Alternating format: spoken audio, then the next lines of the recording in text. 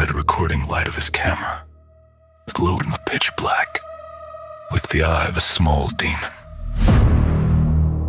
As Elias stepped into the underground tunnels of Ravencroft Asylum, he drew the pungent stench of rotting concrete and mold deep into his lungs. Exploring abandoned buildings was his passion. However, as he descended to the -3rd floor of this massive complex, sealed shut in the 1970s, he felt a cold knot form in his stomach. Everything was entirely too quiet. There wasn't even the howl of the wind or the dripping of water pipes, just his own breath and the echo of his boots. That is, until he saw that thin sliver of yellow light seeping from under the metal door at the end of the corridor. Elias froze. There couldn't possibly be light on the lowest floor of a building that hadn't had electricity for 40 years. He gripped the heavy flashlight in his hand tightly and turned his camera in that direction. As he approached the door with slow steps, he heard someone muttering behind the rusty metal.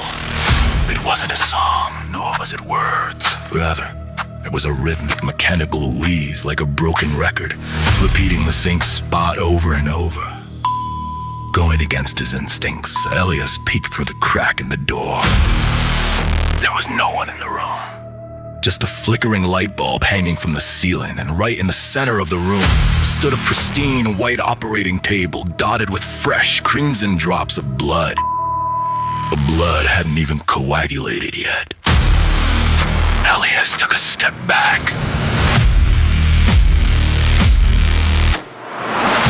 Right behind him, he felt an ice-cold breath strike the back of his neck.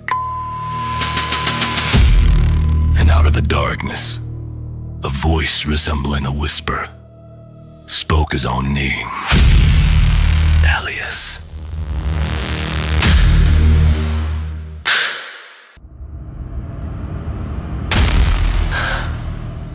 Panic pierced his brain like a cold needle.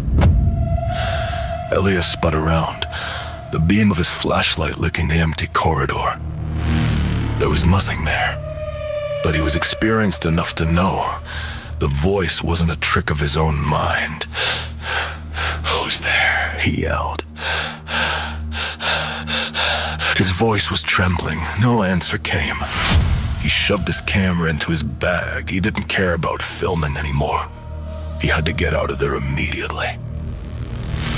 He began walking with quick steps back the way he came, toward the stairs. However, when he turned the 3rd corner, he was forced to stop. The corridor had turned into a dead end. A smooth, damp concrete wall rose before him. This was impossible. He had just passed through here 10 minutes ago.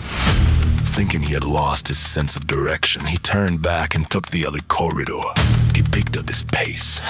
As he sped up, footsteps started coming from the darkness behind him as well. Tap, tap, tap. Elias stopped. The footsteps behind him stopped too, with a 1-second delay. Someone was mimicking him.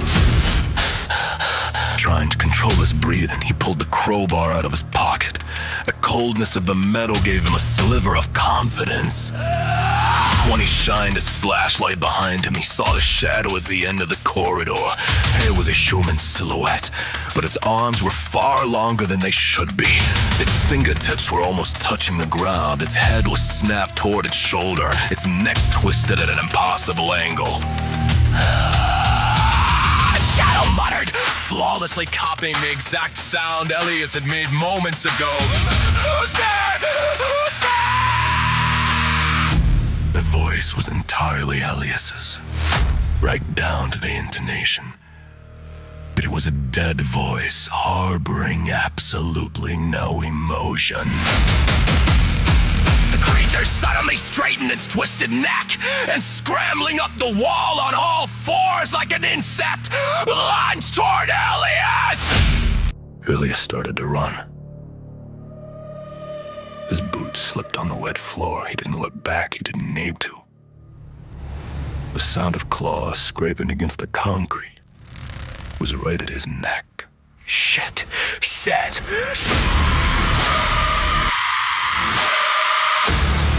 Elias slammed his shoulder into a door. Locked! He hit another. The wood splintered and gave way. He dove inside. This was an old hydrotherapy room. He slammed the door shut. He pressed his shoulder against it. Bang! The door shuddered violently from the outside. Elias was thrown to the floor. The creature broke in. His human-like face sagged like a flayed mask. It had no pupils, just blindingly white orbs. It pounced on him. Elias rolled away.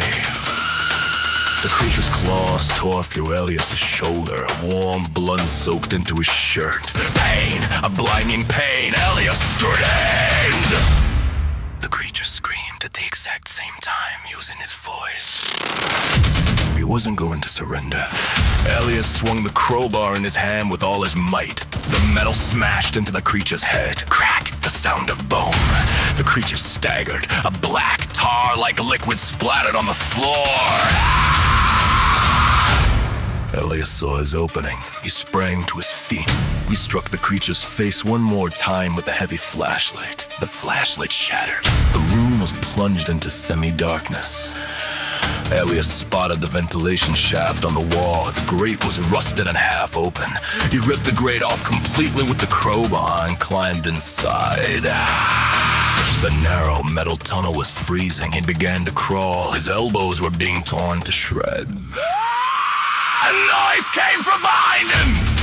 The metal grate had been ripped away. The creature had entered the tunnel. It was coming fast. Elias scrambled wildly with his legs. He pushed forward into the dark. The tunnel was narrowing.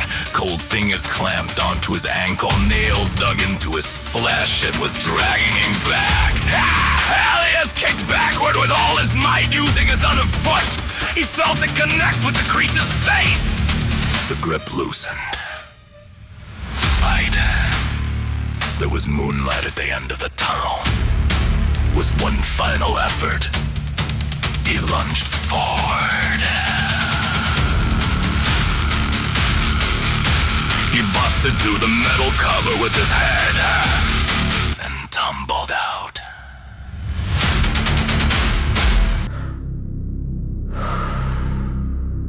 Elias collapsed onto the wet mud in the hospital's backyard. The night air burned his lungs.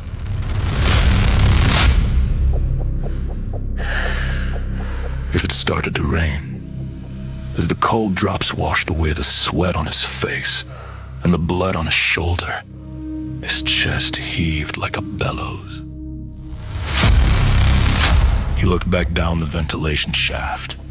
There was only pitch black inside, no movement, no sound. He had escaped. He had managed to make it out of that hell alive. He hauled himself up on trembling legs. Dragging himself through the mud, he climbed over the rusty wire fence and reached the forest road where he had parked his car. Once he threw open the car door and hurled himself inside, he was safe. He immediately locked the doors with shaking hands. He thrust the key into the ignition. The engine roared to life. He cranked the heater to the highest setting. He took a deep, shuddering breath. He was alive. Stepping on the gas and leaving the cursed silhouette of Ravencroft behind, he glanced in the rearview mirror to calm his racing heart.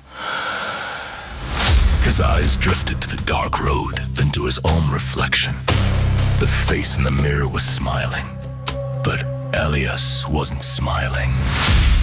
Elias was frozen in sheer terror, his facial muscles stiff. His reflection, meanwhile, continued to grin, stretching its mouth from ear to ear. The radio suddenly crackled on. It wasn't music echoing from the station, but the very screams Elias had just let out in the tunnel. His flawless, agonizing screams. The silhouette in the mirror slowly raised its hand and touched the glass of the rearview mirror from the inside. The air in the car abruptly thickened with that same stench of rotting concrete and mold from the underground morgue. In that moment, Elias realized he had never actually made it out of that narrow metal ventilation shaft. His vision slowly faded to black, and as he was pulled back into that pitch darkness, the last thing he heard was his own laughter rising from the radio.